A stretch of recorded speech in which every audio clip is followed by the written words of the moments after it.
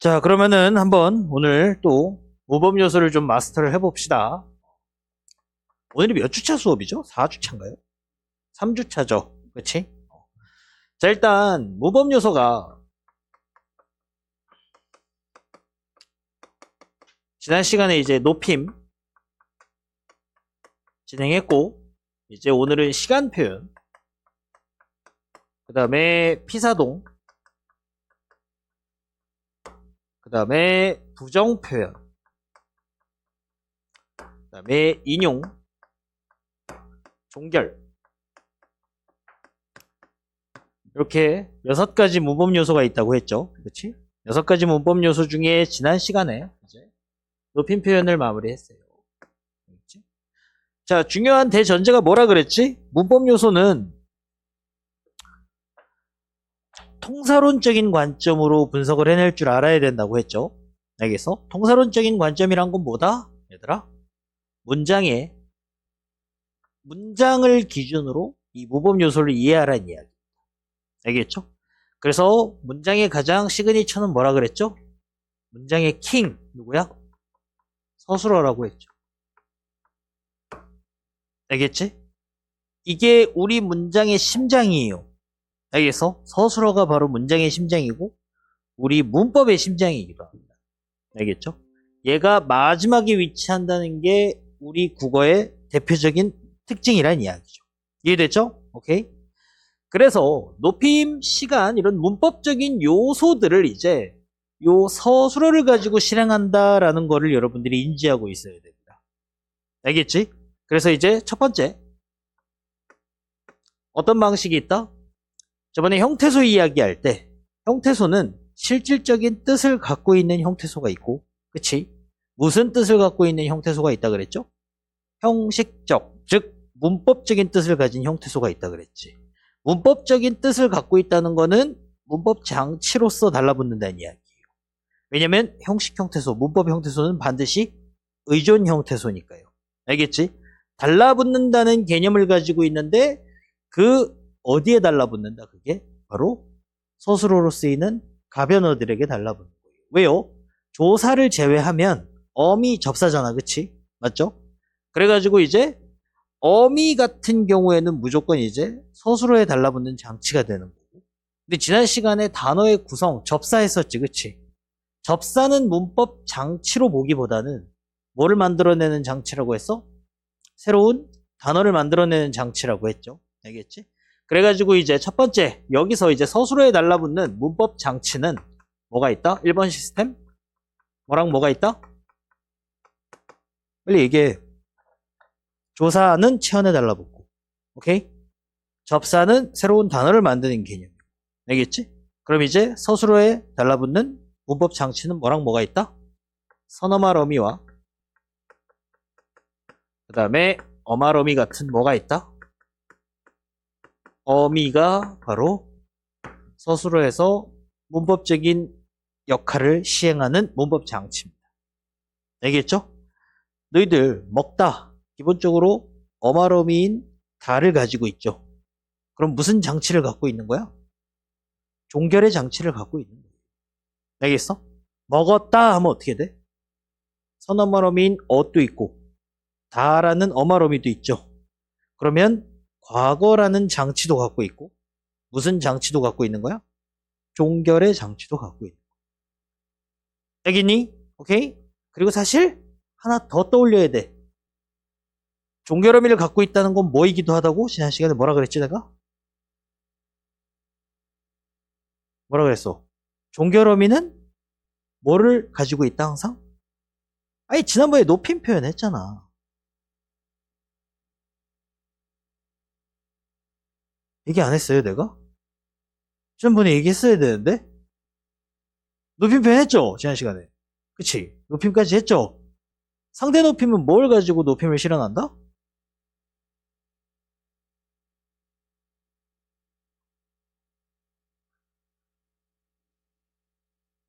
상대 높임은요, 격식체, 비격식체가 있잖아. 격식체는 종결 어미를 통해서 높임을 실현하고, 알겠어?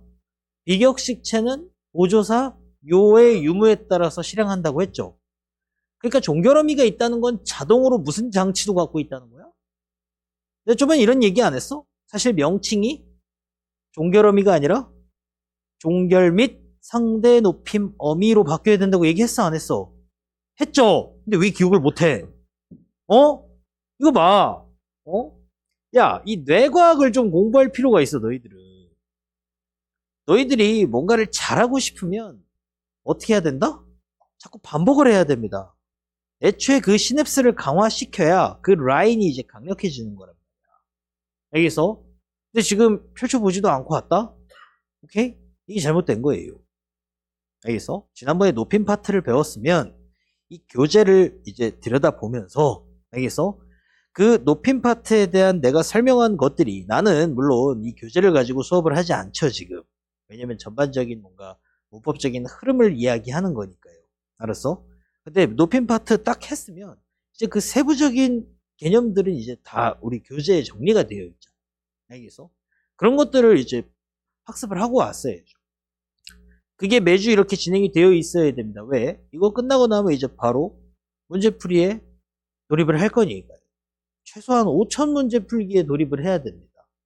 고2 친구들은 해당 사항이 없지만 적어도 고3은 이제 5,000문제 풀이에 도전을 해야 돼요. 여기서 자, 그래서 어쨌든 첫 번째 시스템은 뭐다? 이렇게 얘가 이제 무슨 장치를 하는 거야, 얘들아? 이게 이제 문법 장치의 역할을 하는 거죠. 알겠죠? 그 다음에 두 번째 어떤 시스템이 있다 그랬죠? 서술어 자체에 뭐를 더한다? 원래 서술어라고 하는 거는 동사, 형용사죠. 얘도 단어일 거 아니야. 알겠죠? 문법적인 의미가 들어있는 뭘로 바꾸는 거야? 그 의미를 가지고 있는 서술어로 교체하는 겁니다. 알겠죠? 그래갖고 지난 높임 표현에서는 이 2번 시스템에 속하는 게 뭐였어? 높임의 특수 용언들이었죠. 알겠지? 들이다, 주무시다 이런 것들이 있죠. 이거는 높임의 의미 자체를 가지고 있는 단어예요. 단어가. 알겠죠? 그 다음에 이제 오늘 피동사동 하면서도 이제 이 부분에 대해서 볼 건데 어쨌든 두 번째는 뭐다? 이 서술어를 어떻게 한다? 그 의미를 가진 서술어로 어떻게 한다? 교체하는 방식. 알겠죠? 서술어 자체에다가 이제 뭐야? 이런 문법적인 의미를 가진 걸로 서술어를 교체하는 방식이 2번 시스템이에요. 알겠죠? 자, 그 다음에 3번 시스템은 뭐다, 얘들아? 3번 시스템은? 지구야, 3번 시스템 뭐야? 그렇지, 서술어에, 어떻게? 서술어에 구조를 어떻게 한다? 변경합니다. 알겠어? 구조를 변경한다는 거는 무슨 용언을 쓴다는 이야기죠? 무슨 용언? 이중 용언을 쓴다는 이야기. 알겠지? 이중 용언을 쓴다는 이야기야. 그래가지고 이 구조를 변경하는 게 결국 이중 용언이라고 한다면 이제 본 용언과 뭐의 조합으로 간다는 거죠? 보조 용언의 조합으로 간다는 거죠. 알겠지? 여기서 문법 장치 역할을 누가 한다 얘들아? 바로 요 보조 용언. 알겠어? 얘가 문법 장치 역할을 합니다. 실질적인 뜻을 가지고 있는 용언이 아니라 그래서 보조 용언. 알겠어? 근데 보조 용언만 활약하는 게 아니라 모두 같이 요 본 용언 뒤에 보조 용언과 연결하기 위한 뭐가 있다 그랬지? 보조적 연결 어미가 있거든요. 요게 이제 보조적 연결 어미인데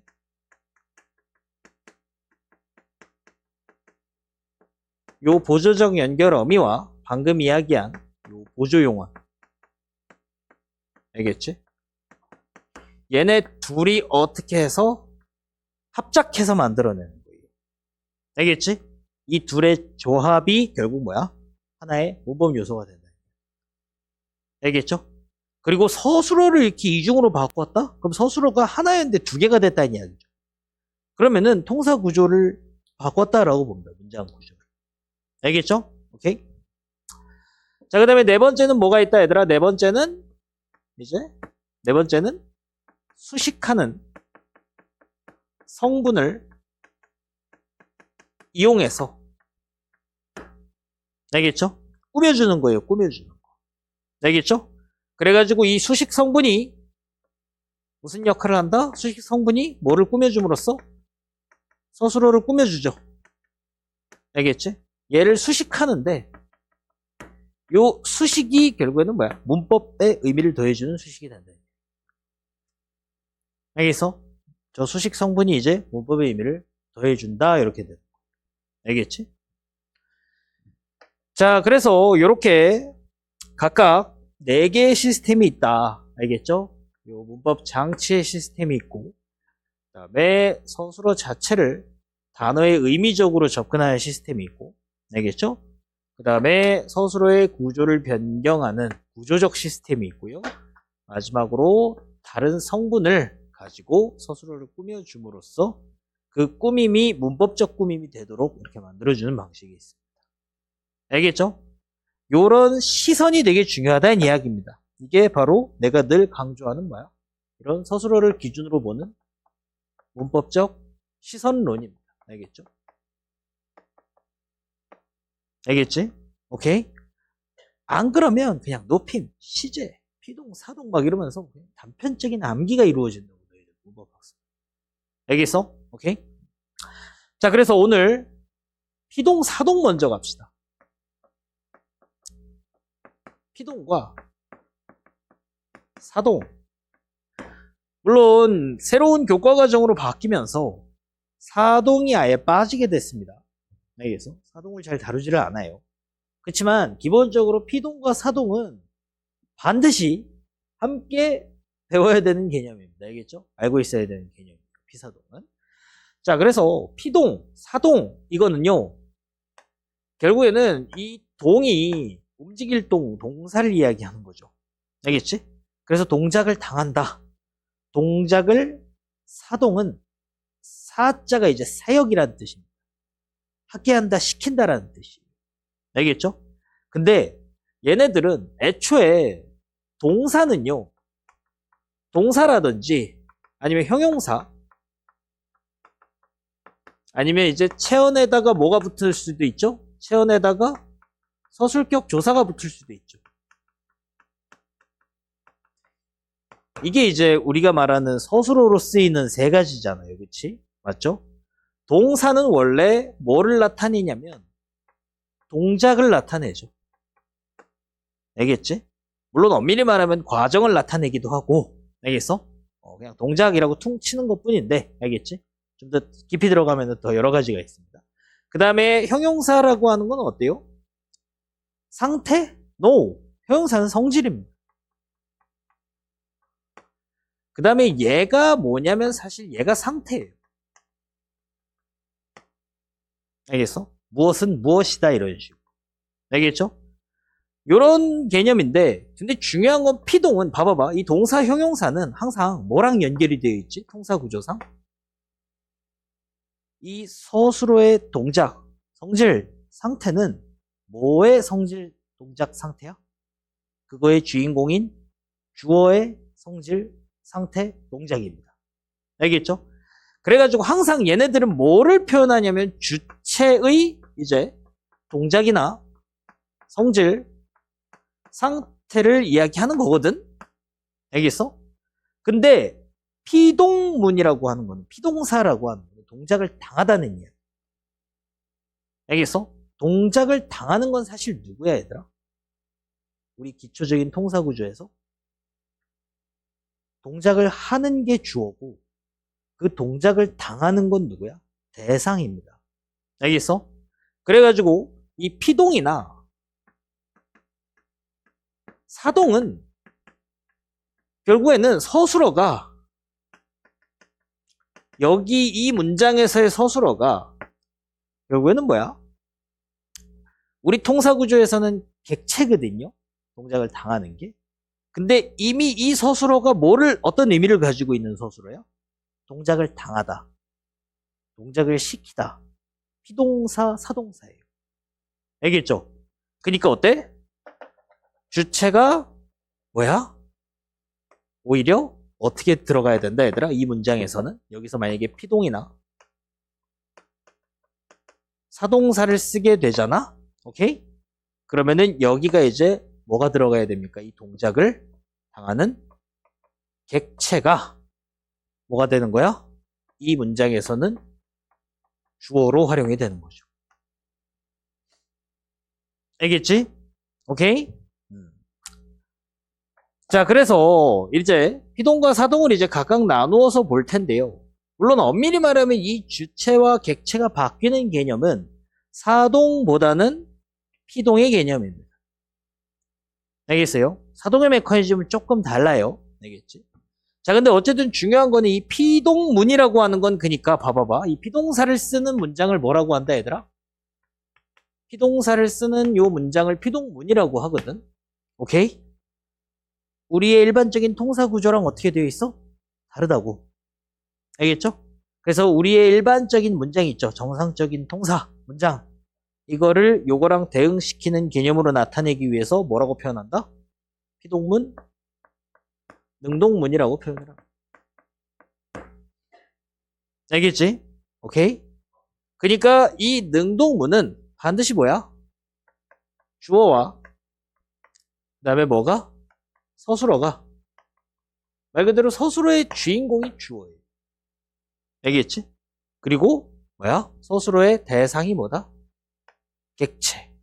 목적어 아니면 필수적 부사어가 되는 거죠. 이해됐어? 오케이?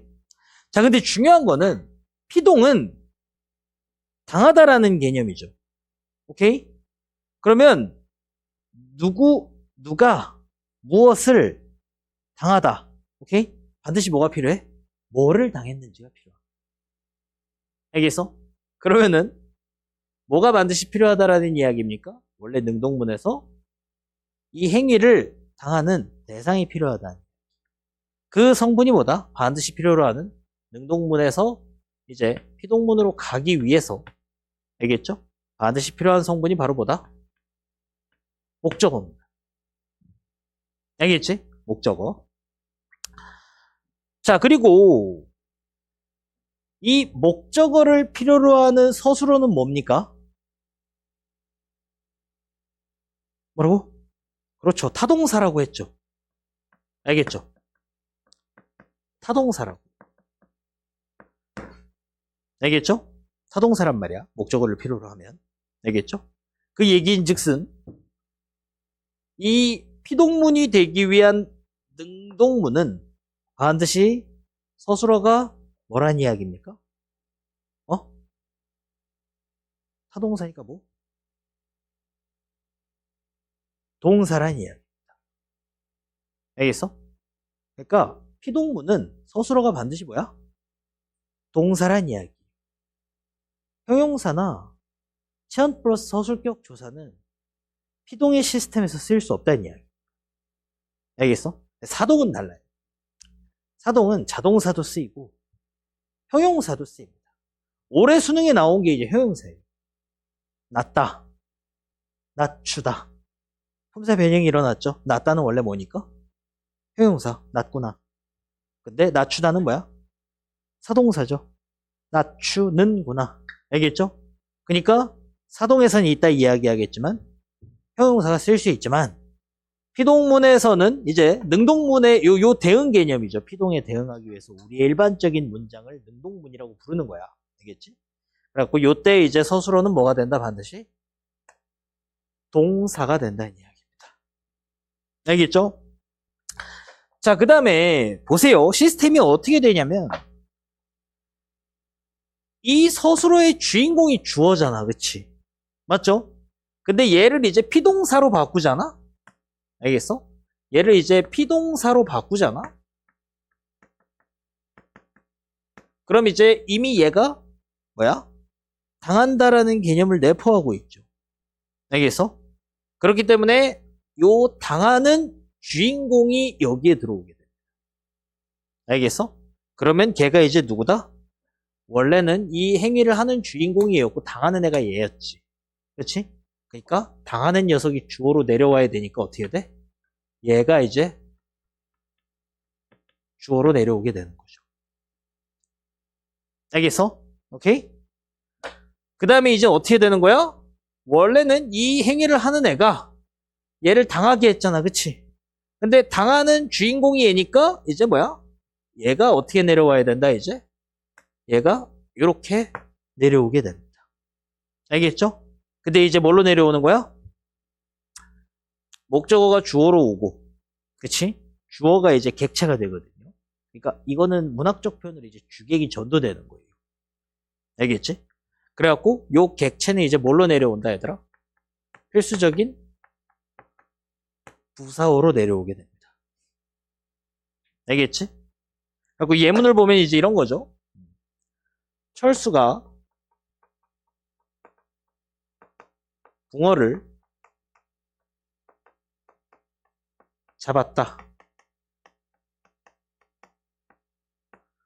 원래 이게 정상적인 우리 통사 구조예요. 잡은 행위를 한 게 누구죠? 철수죠. 누구를 잡았어? 붕어를 잡았죠. 알겠지? 근데 이제 얘가 어떻게 돼? 피동사로 잡혔다 이렇게 되잖아. 잡힘을 당했다는 의미를 내포하고 있죠. 서술어가. 그러니까 이제 누가 잡힌 거야 여기에서? 붕어가 잡힌 거예요. 알겠지? 그래서 붕어가 이렇게 내려왔죠. 그치? 그 다음에 이제 누구에게 잡혔죠? 철수에게 잡힌 거예요. 알겠지? 이렇게. 그러면 어떻게 됐어? 서로 주객이 어떻게 됐죠? 바뀌었죠. 그치? 이 능동문에서 피동문을 만들 때 이 주객이 왜 변하는지는 어찌 보면 당연한 개념입니다. 알겠죠? 그 다음에 제일 중요한 시스템이 뭐다 얘들아? 뭐라고 얘들아? 아까 서술어 갖고 모든 시스템을 보라고 했잖아. 문법 요소는. 그쵸? 맞지? 이 시스템이 뭐야? 잡았다가 오케이? 능동사, 타동사가 뭘로 바뀐 거야? 피동사로 바뀐 게 핵심 시스템. 알겠죠? 이게 결국에는 기초적인 타동사가 피동사로 바뀐 겁니다. 알겠죠? 요 시스템이 중요한 거야. 알겠죠? 요 시스템. 알겠죠? 요 시스템이 이제 피동의 시스템입니다. 알겠죠? 몇 가지가 있다? 두 가지가 있는 거죠. 알겠어? 두 가지가 있는 거죠. 자, 그래가지고 잡았다를 잡혔다라고 이렇게 바꿨죠. 그러면은 잡다, 잡히다. 이 히를 뭐라고 하죠, 얘들아? 피동의 의미를 갖고 있는 장치예요. 알겠어? 근데 지난 시간에 우리 단어의 형성 원리 배웠죠. 그치? 그냥 첫 번째 시스템이 요 히가 여러분들이 알다시피 파생전미사거든요. 알겠어? 그래서 파생적 피동이라고 부르는데 파생적 피동이라고 하는 건 결국 파생의 시스템을 이용했다는 거잖아요. 맞죠? 그러면 파생의 시스템을 이용했다는 건 뭘 썼다는 이야기입니까? 접사를 썼다는 이야기예요. 알겠어? 잡다의 어근 잡에다가 뭐를 붙였다는 거야? 접사 히를 붙였다는 이야기죠. 알겠지? 근데 지난번에 파생어 할 때 접사의 종류가 몇 개였죠? 접사의 종류가 몇 개였어? 한정적인 의미를 갖다 붙이는 접사가 있고요. 알겠어? 그 다음에 지배적으로 품사를 바꿔버리는 접사가 있죠. 어근의 품사를. 그치? 근데 내가 지난번에 파생어 이야기할 때, 파생 시스템 이야기할 때 결국엔 중요한 건 뭐라 그랬어? 새로운 단어를 뭐 하는 거라고 했죠? 만들어내는 시스템이라고 했죠. 오케이? 그러니까 봐봐. 여기서 잡다에서 이 잡다에서 뭐를 붙였어? 히를 붙였죠. 이게 뭐야? 피동의 의미를 가지고 있는 피동 전미사입니다. 뒤에 붙였으니까 어근보다. 알겠죠? 그러면 단순하게 생각하면 피동의 의미를 가지고 있는 문법 장치라고 생각해서 뭐라고 생각하기 쉽죠? 1번 시스템이라고 생각하기 쉬워요. 알겠어? 근데 잡다에서 접사를 붙여서 만든 파생어는 새로 만든 단어라고 했죠. 잡히다. 새롭게 세상에 탄생한 단어야. 그걸로 어떻게 한 거야? 잡다에서 잡히다로 갈아치운 거예요. 알겠어? 그러니까 몇 번 시스템이다 얘들아? 2번 시스템이다. 알겠어? 2번 시스템이야. 알겠지? 그래서 파생적 피동 중에 첫 번째가 바로 뭐다? 이런 피동 전미사. 뭐가 있다 그랬죠? 피동 전미사. 이 전미사인데 이 전미사가 바로 무슨 접사야? 얘는? 품사를 받고 안 받고? 잡다, 잡히다. 계속 동사죠. 그렇지? 얘는 그러니까 한정적 접사라고 봐야죠. 피동의 의미를 더해줘. 알겠어? 그게 뭐가 있다? 이, 히, 리, 기. 오케이? 이렇게 4개가 있다는 거죠. 왜 파생적 피동인지 알겠어? 접사를 이용하니까. 파생어를 만드는 방식을 이용하니까. 알겠죠? 그리고 몇 번 시스템이다? 2번 시스템. 알겠죠? 근데 이제 무슨 접사도 있죠? 체언의 어근을 이용을 해가지고, 알겠어? 거기에 달라붙어 갖고 새로운 뭐를 만드는? 지금 뭐 들여다보고 있어? 우리 서술어 들여다보고 있죠. 오케이? 근데 피동은 동사만 낼 수 있다고 그랬죠. 그러니까 동파접, 형파접이 있었잖아. 그렇지? 동사 파생 접사가 이제 피동의 의미를 가지고 있는 동파접이 있는 거예요. 피동사를 만들어요. 알겠죠? 그러니까 이번에는 뭐야? 요 피동 접사가 이제 지배 접사 중에, 알겠어? 이제 체언을 이용해서 여기에 이제 뭐가 붙는다? 지배 접사가 딱 붙는 거죠. 알겠지? 그래가지고 이제 뭐를 만들어낸다? 이제 피동사를 만들어내는 거죠. 동사를 새롭게 어떻게 하는 거다? 생성해내는 거. 알겠죠? 그래서 지난번 수업 때 선생님이 얘기했죠? 이 체언은 무슨 체언이어야 된다고? 동사성을 가진 체언이어야 된다. 타동성. 알겠지? 그리고 그때 예시를 든 게 이제 예를 들어서 수출이라든지 입원이라든지 뭐 입학이라든지 오케이? 건설이라든지 알겠어? 동사성을 가지고 있는 글자가 있어야 돼요. 한자어들이. 알겠죠? 여기에 뭐가 붙을 때 여기에 이제 이 접사로 뭐가 붙는다? 되가 붙습니다. 알겠죠? 오케이? 그래서 여러분들이 알고 있는 이히리기가 붙는 거 말고 오케이?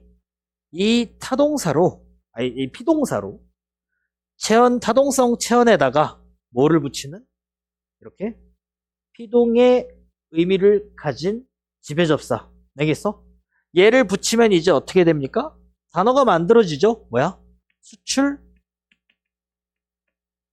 돼 다 이렇게. 오케이? 이렇게 만들어지는 것도 뭐다? 파생적 피동입니다. 알겠죠? 오케이? 이리기만 기억하고 있을 가능성이 높은데 체언에다가 되라는 전미사가 붙어서 뭐를 만들어냈어? 동사를 만들어냈죠. 피동사입니다. 그러니까 얘가 이제 무슨 장치가 되는 거야, 이 되가? 피동의 의미를 가진 지배접사가 돼요. 알겠죠? 얘도 그러니까 어떻게? 몇 번 시스템이야? 당연히 2번 시스템. 알겠죠? 오케이? 새로 만들었다가 이렇게 갖다 쓰는 거예요. 자, 그 다음에 두 번째, 무슨 피동도 있냐면요. 무슨 피동도 있냐면, 피동을 만들 때 있어서, 오케이? 뒤에다가 이제 장치를 붙이는데, 장치를 붙일 때 선어말 어미는 현대국어에 피동을 나타내는 선어말 의미가 남아있지 않습니다. 알겠죠? 그래가지고 이제 어떻게 한다? 통사적인 방식으로 피동을 실현한다는 거예요. 알겠죠? 통사적 피동입니다. 즉 문장적으로 실현을 한다는 이야기. 알겠죠? 문장적으로 실현한다는 건 몇 번 시스템이니 얘들아? 3번 시스템입니다. 서술어의 구조를 어떻게? 단일 구조에서 이중 구조로 바꾸는 거예요. 알겠어? 그래가지고 이제 뭐를 쓴다? 이중용언의 시스템을 이용을 하는 거죠. 이중용언의 시스템을 이용해서 이제 무슨 문법 요소를 실행한다? 피동이라는 문법 요소를 실행하는 거예요. 알겠지? 선생님이 뭐가 중요하다 그랬어? 그냥 보조용언만 문법 장치로 생각하면 안 된다 그랬어. 조합이 중요한 겁니다. 알겠죠? 오케이? 예를 들어서 요네 야스오 조합은 정상적인 도띠오 조합이라고 볼 수 없습니다.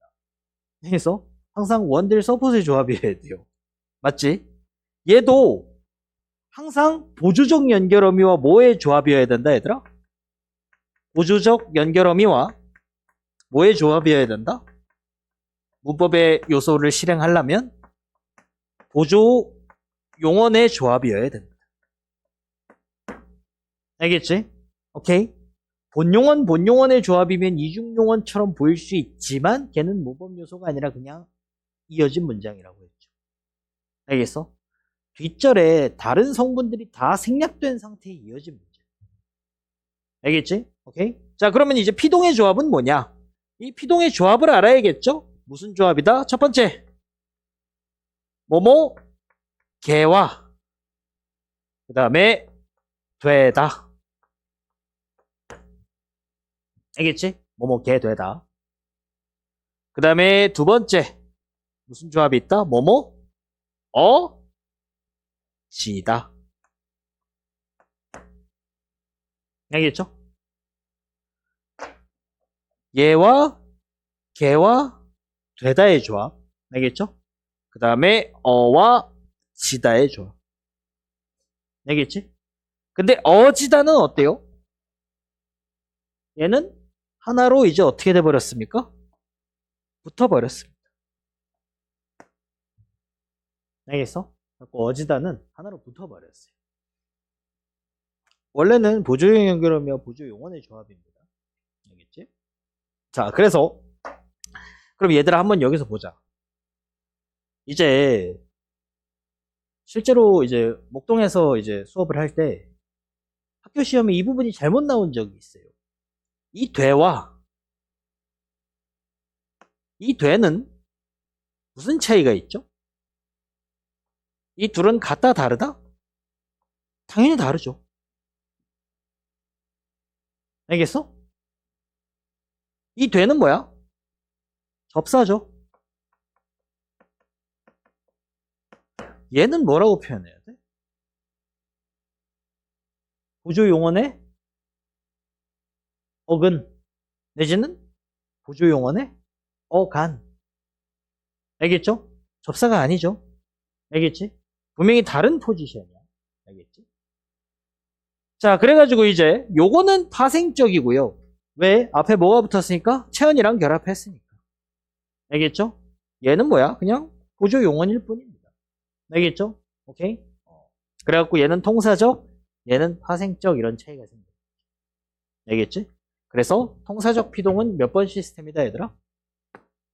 3번 시스템이야. 알겠지? 그래서 시스템적으로 피동이라는 시스템은 결국 몇 번과 몇 번을 이용하는 거다? 서술어의 2번 시스템과 3번 시스템을 활용해서 실현하는 모범 요소. 알겠지? 오케이?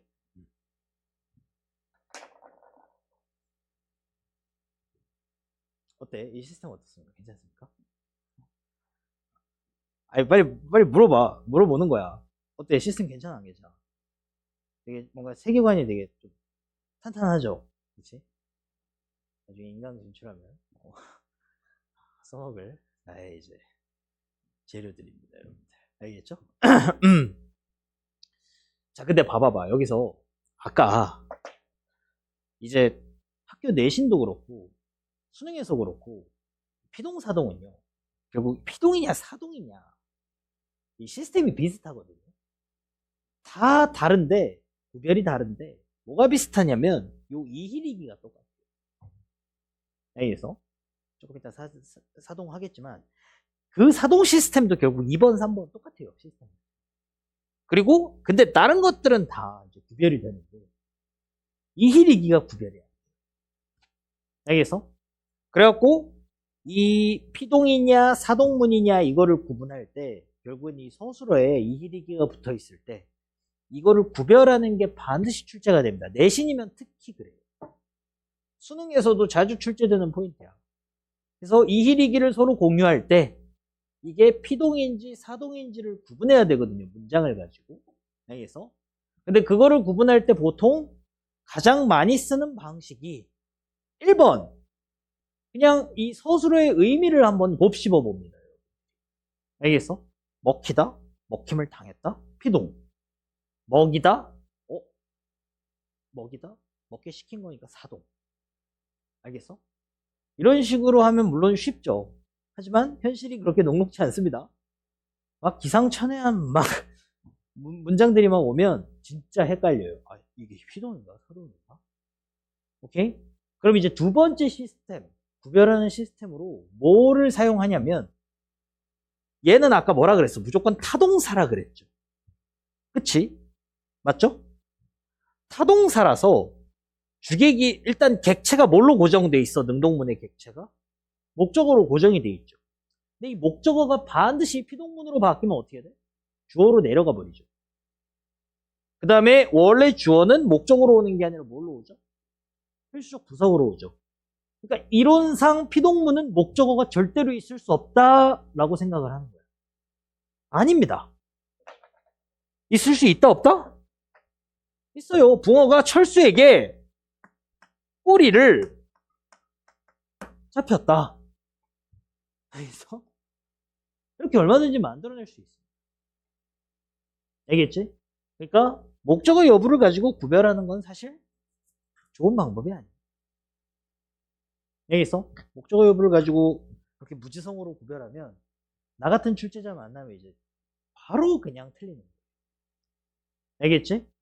그럼 이제 어떻게 바꿔본다 얘들아? 제일 좋은 방식은 일단 파생적으로 똑같으니까 구별하기 힘들잖아. 그렇지? 그렇다고 해서 이렇게 바꿔보는 거는 현실적으로 맞지 않아요. 완성된 예문에서. 그럼 이제 어떻게 바꿔본다? 통사적으로 바꿔본다.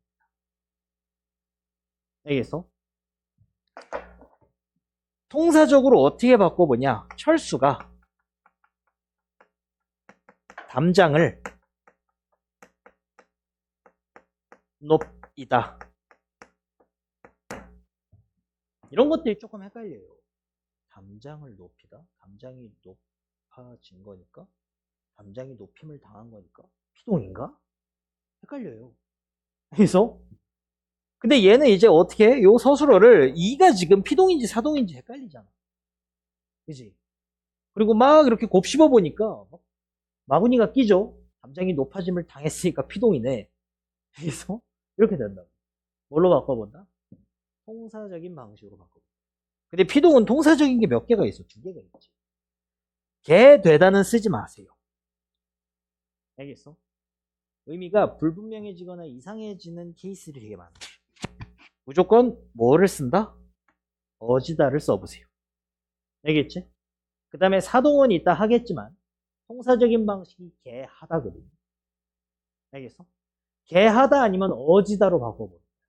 어간을 두고. 알겠죠? 그래서 철수가 담장을 높아지다.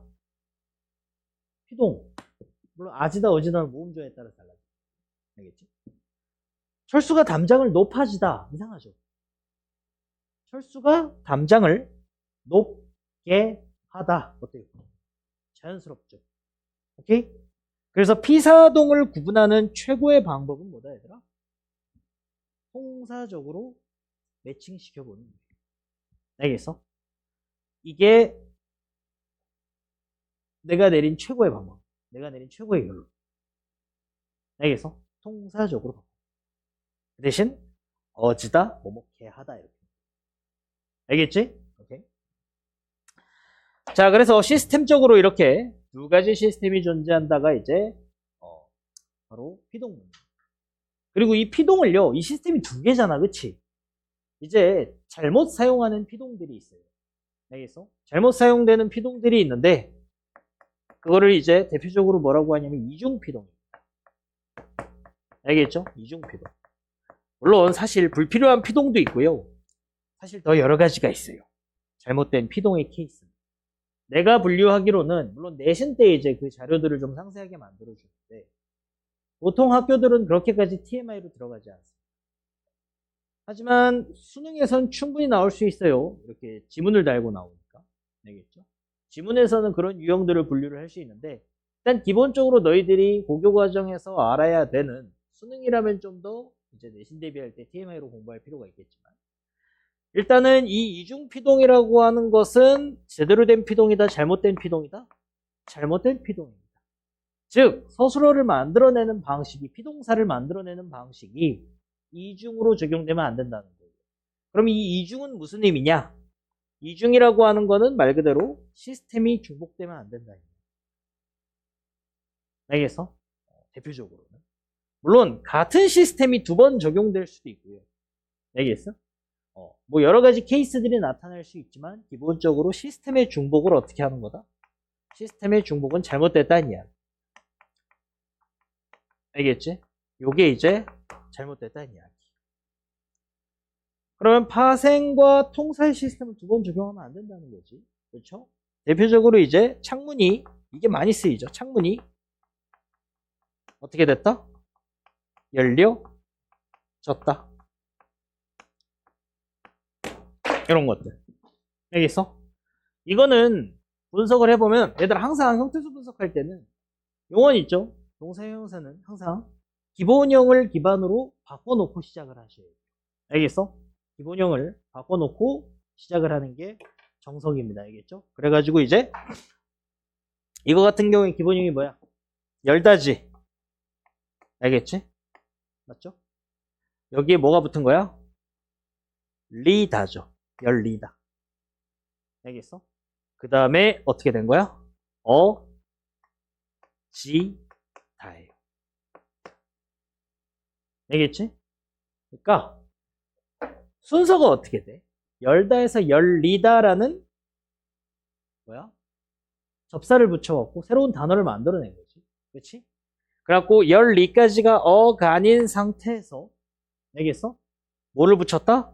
보조적 연결어미를 붙이고 보조 용언을 붙인 거야. 알겠지? 지금 무슨 시스템이? 파생의 시스템과 뭐가 결합됐다? 통사적 시스템이 중복이 돼버린 거죠. 알겠지? 그러면 뭐만 써줘야 된다? 올바른 피동은? 하나만 써줘야 돼.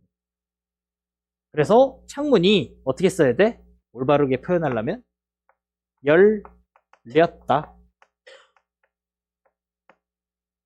알겠지? 그 다음에 창문이 열어졌다.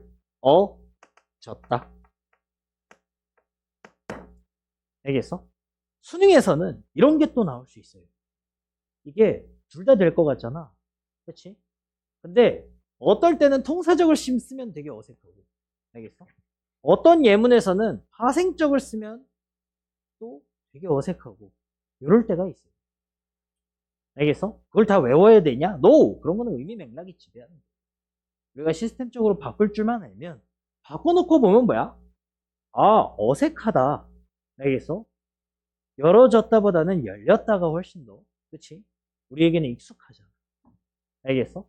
근데 또 어지다만이 익숙하고, 아니, 어지다만이 맞고 파생적으로 썼을 때는 오히려 안 되는 경우들도 있어. 알겠죠? 이거는 어색하다 뿐이지 근데 둘 다 되는 케이스잖아. 근데 어떨 때는 또 파생적인 것만 되고 통사적인 거는 안 되는 경우도 있어. 알겠죠? 그런 거는 솔직히 엄청 헤비한 TMI죠. 수험생들이 알 수 있는 그런 정보들은 아니에요. 모법적인 지식은 아니에요. 하지만 수능엔 출제될 수 있죠. 왜요? 그런 거를 이제 어떻게? 지문에서 내가 얘기했죠. 여기는 너희들이 아는 내용이고 여기는 처음 보는 그런 헤비한 TMI가 등장할 수 있다고 했죠. 여기에서 설명할 수 있습니다. 알겠죠? 그러니까 그런 걸 이제 적용해서 풀어야 돼요. 알겠죠? 자, 근데 이제 또 조심해야 될 케이스들을 몇 개 봐야 돼요. 요거 하나만 더 연습해 볼까요? 열려지다. 여러분들 윤동주 시 중에 쉽게 쓰여진 시라고 있어요. 알겠어? C, 진, 시. 알겠어? 그럼 기본형이 뭐죠? 아, 갑자기 사람을 보니까 갑자기 개같이 연습하고 안 나왔죠, 그치? 자, 이거는 쓰다죠. 그치? 그 다음에 뭐가 붙었어?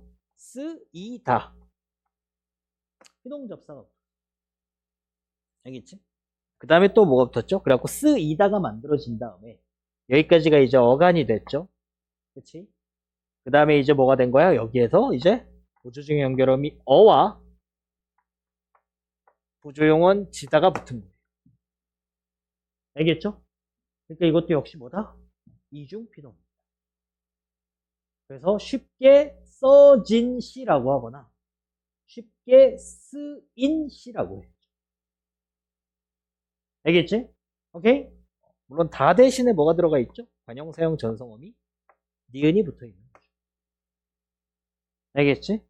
그래서 얘가 없어지거나 얘가 없어져요. 그럼 쓰어지다는 의가 무조건 탈락하죠. 써진이 되는. 알겠지? 요럴 때는 써진, 쓰인, 사실 쓰인이 좀 더 적절하죠. 써지는 뭔가 글씨를 쓰다라는 느낌 때문에 알겠어? 좀 어색할 수 있어. 자, 그 다음에 이제 또 이중피동 할 때 여러분들이 뭘 조심해야 되냐면 아까도 강조한 게 뭐야? 용어는 기본적으로 기본형을 먼저 써놓고 시작하세요. 알겠어? 이런 거 내려지다. 이거 문도들은요. 네, 리, 지, 다, 이중피동 이렇게 생각합니다. 알겠어? 근데 내리다는 내려지다는 뭐야? 내리다가 기본형이죠. 그러니까 애초에 내리까지가 뭐라고 얘들아? 여기까지가 어간. 알겠어? 그 다음에 뭐가 붙은 거죠? 준영아 일어나! 뭐가 붙었죠? 지, 다가 붙었죠. 얘는 이중피동이 아니라 뭐다? 그냥 통사적인 피동입니다. 알겠죠? 오케이? 또 조심해야 될 거. 이런 거. 알려지다. 혹은 밝혀지다.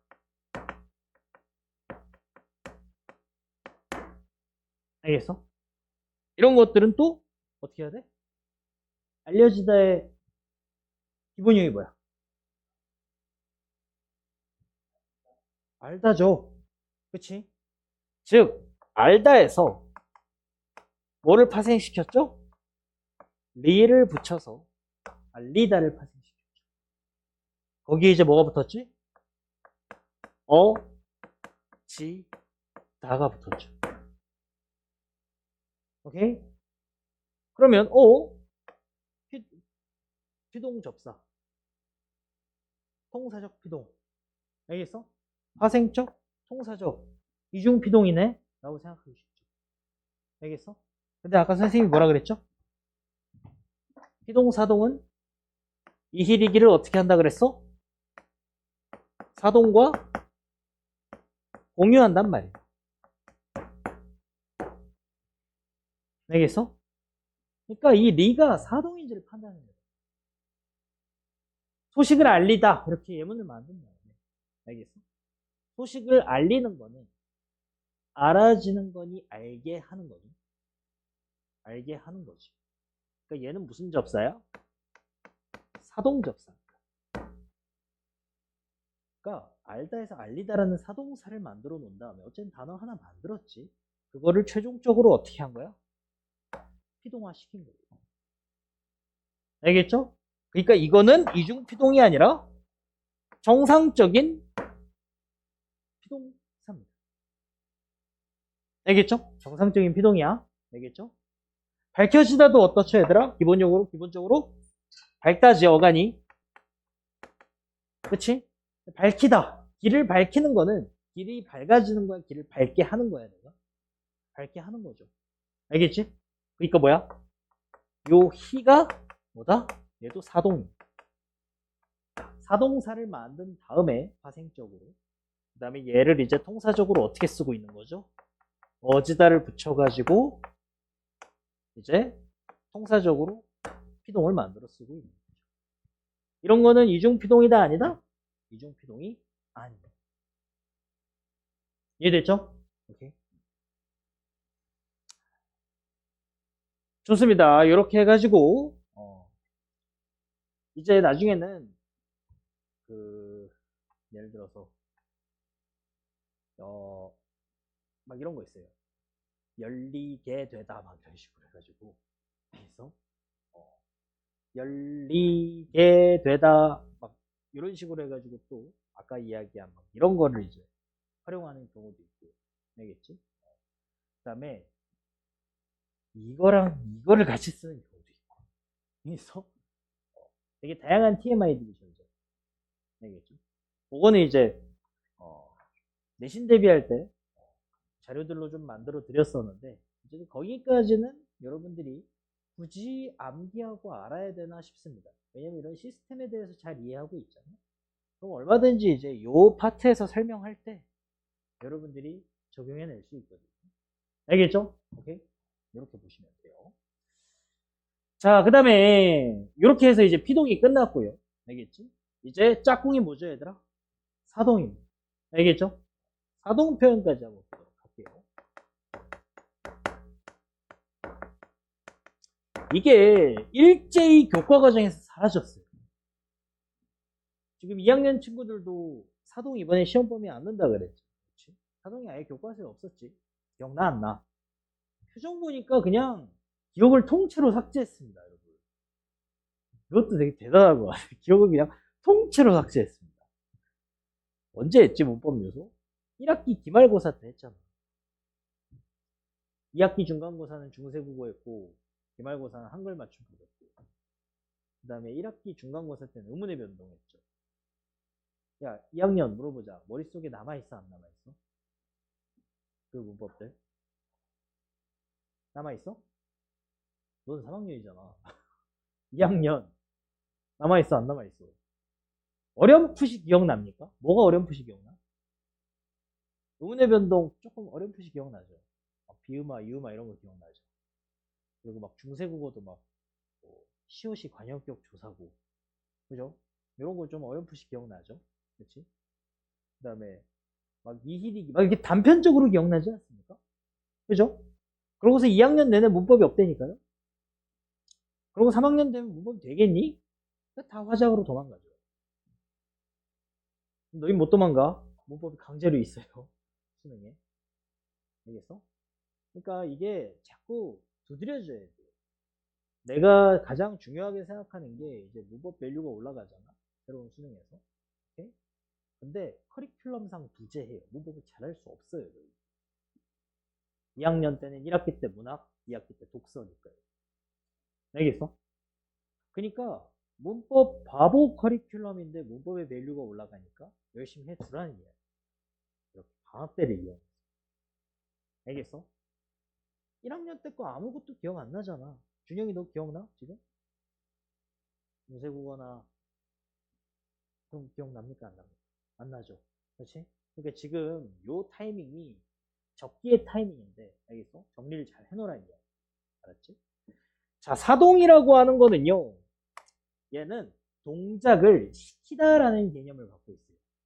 알겠어? 근데 동작만을 시킨다라고 이렇게 사동의 개념을 좁혀놓으면 안 됩니다. 얘의 성질 상태를 바꾼다도 사동에 포함. 알겠지?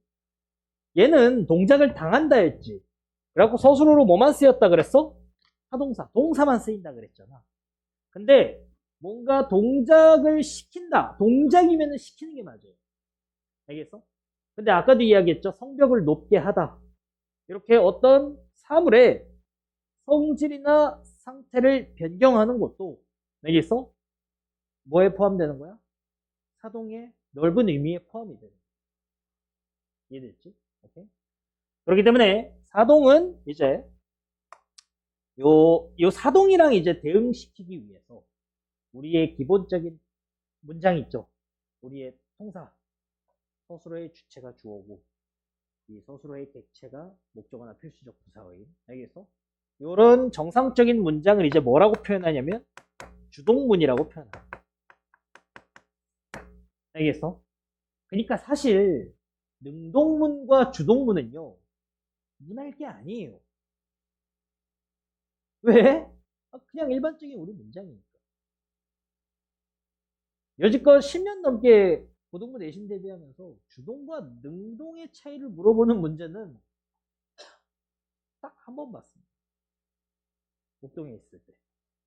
사실 그걸 출제하신 선생님의 의도 자체가 사실은 잘 이해가 안 돼요. 사실 엄밀히 구분하면 뭘로 구분할 수 있냐면 애초에 서술어를 목적어를 가지고 있는 두 자리 서술어의 문장을 주고 그 다음에 만약에 주동문과 구분을 시키고 싶잖아? 그러면은 뭐를 줘야 된다? 한 자리 서술어를 가진 주어, 서술어, 자동사를 주던지 아니면 서술어에 뭐를 쓰고 있는 형용사나 체험 플러스 서술격 조사를 쓰고 있는 이렇게 문장을 던지잖아? 그러고서 이제 주동, 능동을 구분하라고 하면 비로소 그때는 구분할 수 있어요. 알겠어? 근데 애초에 그거 구분하는 거는 사실 물어볼 문법 포인트가 아닙니다. 알겠어? 오케이? 그건 차라리 서술어의 종류 구분하라는 오케이? 그런 문제로 내야지. 주동, 능동을 구분하라. 근데 어때요? 이 우리의 기본적인 문장 시스템을 뭘로 꼬아버리죠? 이제 피동과 사동의 시스템으로 꼬아버리지. 알겠어? 그럴 때는 이제 피동, 사동은 무조건 물어보는 출제 포인트. 알겠어? 어떻게 구분한다? 피동, 사동은 다시 한번 통사적인 방식으로 갈아 끼워봐라. 알겠죠? 어지다를 넣어보고 개하다를 넣어보라. 알겠죠? 자, 그래서 주동문은요. 주동문의 이제 서술어는 어쨌든 서술어 위주로 자꾸 봐야 돼. 우리의 코어는 뭐다? 서술어예요. 알겠죠? 내 문법 개념의 코어는 온통 서술어입니다. 알겠죠? 이번에 해결의 변증법 할 때. 해결은 뭐에 미친놈? 변증법에 미친놈. 내 문법은 저 서술어가 중심입니다. 알겠죠? 그래서 주동문은 첫 번째, 얘가 자동사도 가능하고요. 알겠어? 타동사도 가능합니다. 알겠지? 그 다음에 뭐도 가능하다? 형용사도 가능하다. 사실 나는 1번, 2번의 예문만 보통 수업 때 진행을 했는데 다행히도 이번 수능에서 3번 예문을 줬기 때문에 오케이? 낮다, 낮추다. 알겠어? 물론 이번 수능에서 그거 오답률이 거의 80% 가까이 되는 킬러 문제였어요. 알겠어? 근데 웃긴 게 낮다, 낮추다로 바꿨을 때 품사 변형이 일어났는가를 물어보는 문제. 그러니까 동사, 형용사인지 구분할 줄 아니를 물어봤다고. 되게 간단하잖아. 님 얘기했죠? 는구나, 구나를 붙여보라고. 낮다, 낮구나 형용사죠. 낮추다로 이제 새로 파생해냈죠. 그럼 어때? 낮추는구나. 알겠어? 동사. 형용사였다가 동사로 바뀌었잖아. 오케이? 이게 오답률 80%야. 전국에 있는 수험생들이 문법을 얼마나 못하는지 알겠죠?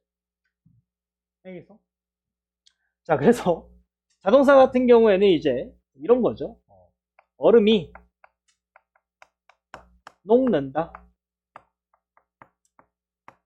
자, 1번의 예문입니다. 이러면 어때? 녹다. 그냥 자동사죠. 그렇지? 뭐를 필요로 하지 않으니까? 목적어를 필요로 하지 않죠. 오케이? 그러면 얘를 이제 사동사로 바꾸면 어떻게 된다? 어쨌든 이 서술어를 사동으로 바꿔야 돼요. 알겠어? 녹게 하는 거야. 녹인다. 알겠죠? 여기에서 적용되는 시스템은 똑같이 두 개예요. 알겠죠? 근데 어쨌든 녹인다로 바꿔봅시다. 그러니까 이제 뭐가 됐어? 사동사가 됐죠. 알겠죠? 사동사. 그래서 이 서술어를 이제 정상적인 서술어에서 사동사로 바꾸는 게 뭐라고? 시스템이라고. 서술어 시스템이라고. 이게 두 가지였죠. 파생적 시스템, 동사적 시스템. 알겠죠? 자, 근데 일단 얘는 녹는다, 녹인다. 그럼 어떻게 돼? 뭐를 녹이는지를 필요로 하게 돼. 알겠지? 그러니까 이 사동사는 엄밀히 말하면 뭐야? 목적어를 반드시 필요로 하는 뭐라고도 불릴 수 있죠? 타동사라고도 불릴 수 있죠. 이 설명은 이 수업에서 처음 하는 것 같네. 방금 깨달았어요. 알겠어? 이렇게 수업을 하면서 자꾸 뭔가 이렇게 공동적으로 나도 이렇게 떠오르거나 배워가는 것들이 있어. 나 방금 인지했어요. 맞네. 얘는 사동사는 타동사입니다. 알겠죠? 오케이? 이러면서 이제 조금씩 진화해 나가는 거죠. 오케이? 자, 그러면 이제 뭐가 필요로 하다? 녹인다. 뭐를 녹이는지가 필요하죠. 그러니까 얘가 이제 이 원래 주어였던 녀석이 뭘로 내려와야 돼? 목적으로 내려와. 알겠어? 그래서 얼음을 녹인다. 이렇게 됩니다. 그러니까 뭐가 이제 만들어졌죠? 목적어가 만들어졌어. 알겠지? 그럼 뭐가 없죠? 주어가 없네. 알겠지?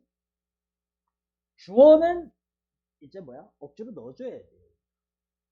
알겠죠?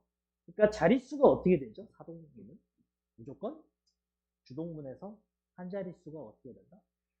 늘어나. 알겠죠? 자릿수가 늘어나요. 얘는 한 자릿수 서술어였는데 여기서 이제 두 자릿수가 되는 거죠. 알겠어? 반드시 이 동사의 주인공, 주체는 반드시 있어요. 알겠죠? 그래서 예를 들어서 이렇게 넣어주세요. 난로가 얼음을 녹인다. 이렇게. 알겠죠? 오케이? 난로가 얼음을 녹인다. 우리가 이렇게 의미 맥락상 적절한 주어를 때려 박아주면 된다는 거예요. 알겠지? 자, 그 다음에 2번 케이스 연습해볼까요? 타동사일 때 철수가 책을 읽는다. 오케이? 그러면은 읽는다는 뭐를 가지고 있죠? 목적어를 갖고 있죠. 그렇지? 그러니까 얘는 뭐야? 타동사죠. 얘를 이제 사동사로 바꾸면 어떻게 돼? 읽게 한다, 읽힌다. 알겠어? 그래가지고 이제 얘를 바꿔서 읽힌다.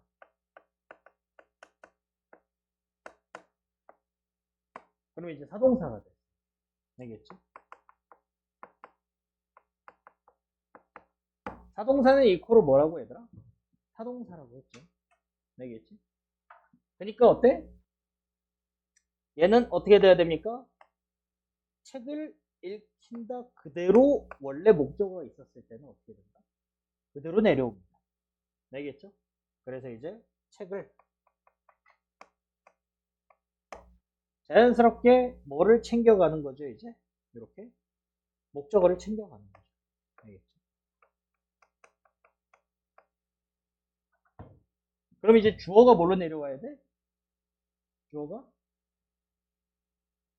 철수가 책을 읽는다. 철수에게 책을 읽힌다. 이렇게. 이제 뭐야? 대상을 나타내는 필수적 부사어로 바뀌어서 내려요. 알겠지? 그래서 원래 주어가 이제 철수에게 이렇게 뭘로 내려온다? 필수적 부사어로 내려온다. 오케이? 그 다음에 이제 뭐를 도입해 줘야겠죠? 주어가 없으니까 이거를 이제 우리가 도입을 해줍니다. 알겠어? 영희가 뭐 이런 식으로 넣어줘. 알겠지? 그래서 플러스 주어를 도입을 해주면 돼. 알겠지? 주어가 없을 수는 없어요. 세상에 그런 문장은 없어요. 소수로가 있다면 반드시 주어가 있어야 돼요. 문장에 주어가 없다면 생략된 거예요. 알겠지? 원천적으로 주어가 없을 수 없어. 알겠지? 그러니까 이제 막 봄이 되다 이런 거 있죠. 이런 것들에서 이제 논란이 생기는 거예요. 알겠죠? 내신에서는 실제로 몇 년도에는 이게 되다가 서술어니까 얘가 보어다 이렇게 처리해버린 연도도 있고요. 같은 학교에서. 그 다음에 얘가 크게 서술어로 보면 얜 뭐가 될 수밖에 없다? 주어가 될 수밖에 없다. 이렇게 보는 관점도 있어요. 오케이? 난 주어라고 생각하는 입장인데 네, 이제 보어라고 보면 이제 당연한 계절이 이게 생략되어 있다라는 입장에서 이제 그렇게 보는 관점도 있어요. 알겠죠? 자, 이렇게 된다는 거죠. 그 다음에 이제 3번 케이스로는 뭐였어? 이번에 수위가 낮다. 수위가, 물의 수위가 낮다. 형용사일 때 있죠. 그치? 근데 이제 이거를 뭘로 바꿨을 때? 뭐, 누군가 수위를 낮추다. 이렇게 바꿨어. 알겠지? 그럼 이제 형용사가 뭐가 되는 케이스가? 역시 뭘로 바꿔야 돼? 수위를.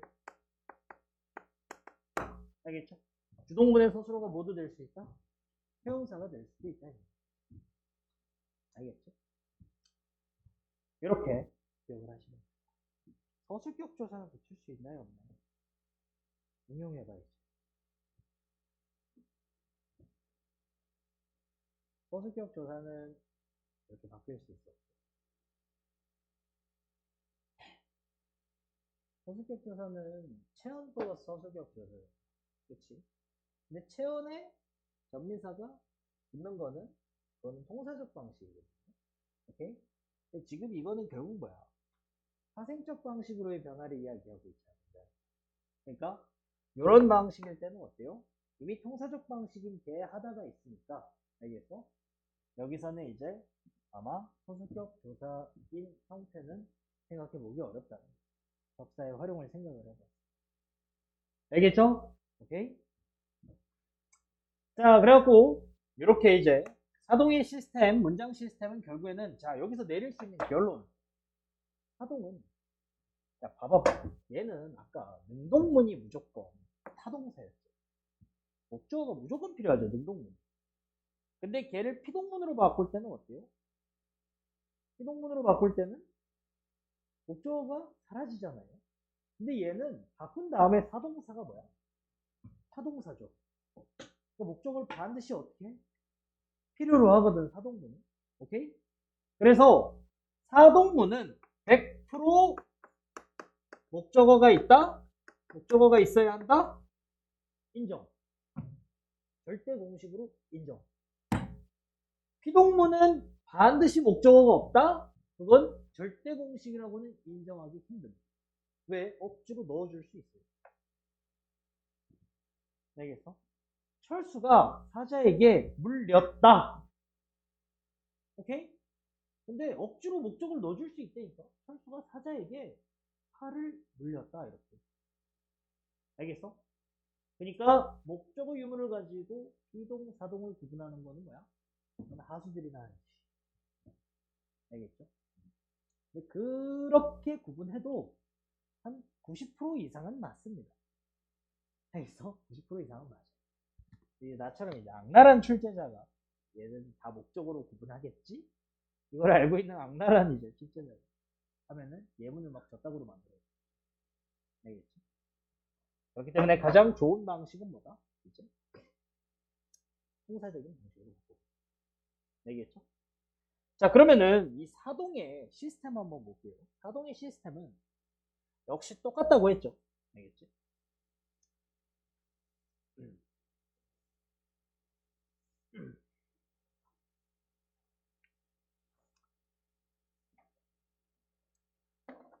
자, 사동의 시스템 봅시다.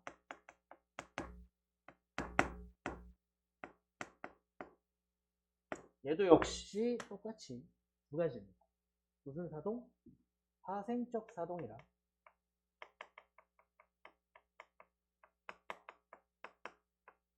그 다음에 통사적 사동입니다.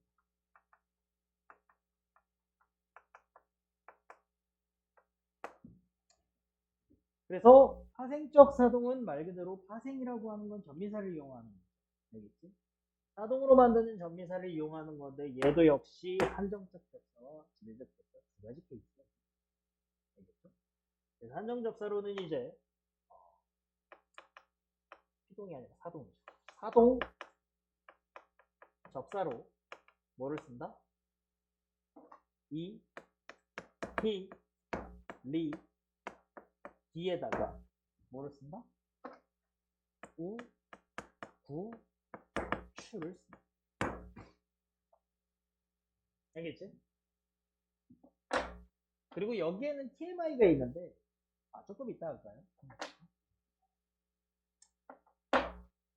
자, 그 다음에 여기서 이제 지배적 접사로 이제 체온의 어근을 이용하죠. 그치? 이 체온도 당연히 타동사로 만들 거기 때문에 타동사는 타동사라 그랬죠. 타동성 체온을 씁니다. 타동사가 타동사라는 걸 갑자기 깨닫게 되니까 이게 또 연결이 되는 것들이 알겠지? 얘도 타동성 체온을 쓰는 거예요. 알겠지? 그래가지고 이제 뭐 예를 들어서 운동이라든지 똑같이 이제 하괴, 입원, 원살, 수출 이런 식으로. 알겠어? 요 상태에서 이제 뭐가 붙는다? 접사가 붙겠죠? 이 접사가, 그렇지? 요 접사의 정체가 뭐다? 이때는 이제 아까는 뭘 썼어? 되를 썼어. 맞죠? 얘는 이제 뭘 쓰냐면 시키를 씁니다.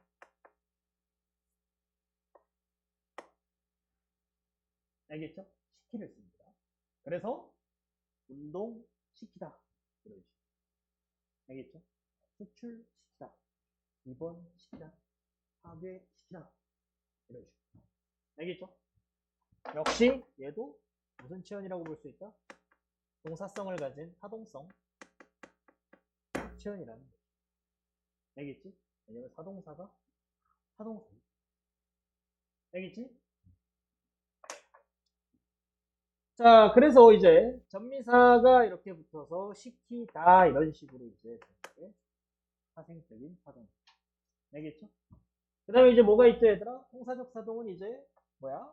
똑같이 보조적 연결 어미와 뭐의 조합이다? 연결 어미와 뭐의 조합이다? 보조 용언의 조합이라고 했죠. 얘와 얘의 조합이라고 했지. 알겠죠? 자, 그럼 무슨 조합이다? 일단 서폿으로 개를 고르죠. 알겠죠? 그 다음에 메인 원딜로 뭘 고른다? 하다를 고른다. 알겠죠? 요 둘의 조합이 무슨 조합이다? 사동의 조합. 지다의 조합은 피동의 조합이라고 했죠? 그 다음에 개 되다도 무슨 조합이라고 했죠? 피동의 조합이다. 알겠지? 자, 그래서 어쨌든 시스템적으로는 피동이든 사동이든 결국에는 어때? 2번과 3번 시스템을 사용을 하는 거죠. 자, 근데 아까 잘못 사용된 피동은 있죠. 이중 피동이라고 했죠. 그지? 얘는 근데 특이하게 여기에 TMI가 있어요. 여기에 TMI가 있어요. 알겠어? 그래서 이와 우가 이유 있죠. 오케이? 이거는 옛날에 중세 시절 때부터 그리고 지금도 그래요. 지금도 이 우의 조합을 접사를 두 개 쓰는 거예요. 이걸 그냥 하나의 조합으로 바꿔. 알겠어? 그냥 사동 접사 취급. 알겠어? 대표적으로 뭐가 있죠? 재우다, 채우다, 태우다 이런 거. 세우다도 마찬가지죠. 기본형이 서다, 자다, 차다, 차다죠. 오케이?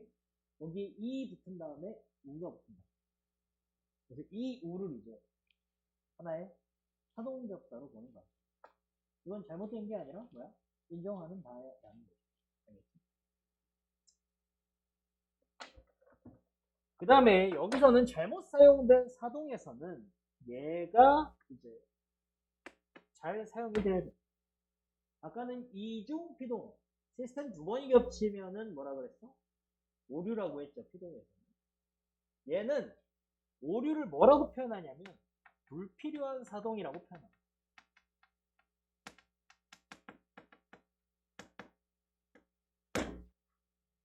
굳이 쓸 필요가 없는데 썼다는 이야기.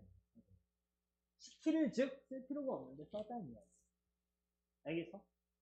원래는 이 시키 대신에 하다의 어간인 하를 쓰잖아. 여기선 접사죠. 그치? 접사 하를 쓰잖아. 운동하다 이런 식으로. 오케이?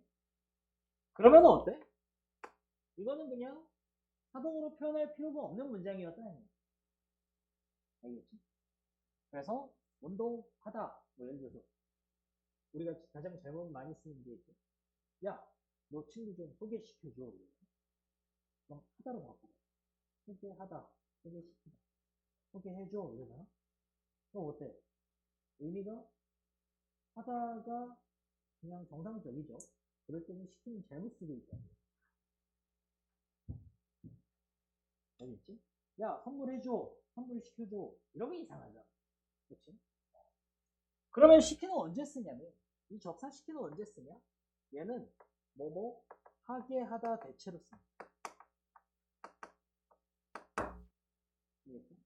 엄마가 아들을 공부시키다. 하다로 바꿔봐. 엄마가 아들을 공부하다. 이상하죠? 엄마가 아들을 공부하게 하다. 알겠어? 이렇게 하게 하다를 대체할 때 보통 시키를 씁니다. 하다가 아니라 하게 하다. 알겠지? 이럴 때 이제 시키를 써줘야 올바른 사동 표현이 돼요. 알겠지? 하다로 바꿔봤을 때 정상적이면 시키를 쓰면 된다. 안 된다. 알겠지? 그 다음에 통사적 사동으로 뭐뭐 개 시키다라고 이렇게 하는 사람이 있는데, 이렇게 설명하는 경우도 있는데, 내 생각에는 시키다는요, 보조용언으로 쓰이기에는 의미가 너무 강해요. 사역이. 알겠죠? 그래갖고 뭐뭐 개 시키다는 그거는 통사적 사동이라고 보고요. 그 다음에 피동 중에는 어휘적 피동도 있고 어휘적 사동도 있어요. 알겠죠? 대표적으로 당하다가 서술어잖아? 그러면 그냥 그거는 정상적인 우리 능동문이죠. 근데 서술어 자체가 이렇게 피동의 의미를 갖고 있습니다. 그래서 굳이 피동문으로 바꿀 필요가 없이 그냥 뭐야? 서술어가 갖고 있는 어휘적 의미를 가지고 그냥 능동문에서 피동을 실현해줘요. 알겠죠? 시키다도 마찬가지죠. 알겠죠? 그 다음에 보내다 막 이런 것들이 있죠. 알겠죠? 이런 것도 이제 사역의 의미를 가지고 있는 서술어들. 어휘적인 사동이라고 합니다. 이해됐지? 오케이? 자, 그러면은 여기에서 이제 내신 대비가 만약에 여러분들이 진행이 되는 문법 요소가 여기에서 이제 피동 표현의 효과, 알겠어? 주체가 불분명한 행위를 강조한다든지 행위 주체를 숨기고 싶다는 거지. 이런 것들이 이제 TMI로 이제 알아둬야 돼. 그런 것들이 이제 다 자료에 이제 자료를 제공해요. 그 다음에 이제 또 그런 것도 있어요. 능동문은 있는데 피동으로 바꿀 수 없는. 오케이? 그리고 피동문은 있는데 그거와 매칭되는 능동문이 없는. 알겠죠? 사동도 마찬가지. 알겠죠? 이런 것들이 이제 내신용 TMI. 내신용 TMI인데, 아무튼, 문법 요소 오늘 여러분들이 쭉 이렇게 시스템적으로 나눠봤는데, 이렇게 쭉 선생님이랑 이제 뭐, 사생적 사동 피동이니, 통사적 피동 사동이니, 그치? 이런 것들을,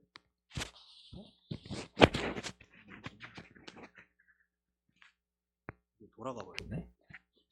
그런 것들을 이제 쭉 살펴봤잖아요. 그치? 맞죠? 근데 제일 중요한 건 뭐다? 어쨌든 우리는 지금 이 문법 요소들을 각각 뭘로 살펴보고 있는 중이다? 요 어느 시스템에 해당하는지에 맞춰가지고 지금 살펴보고 있는 중이다. 알겠죠? 요게 이 문법 수업의 가장 코어라는 거를 여러분들이 기억을 하셨으면 좋겠습니다. 알겠죠? 자, 잠깐 쉬었다가 오늘 시간 표현 마무리하겠습니다. 40분에 시작할게요.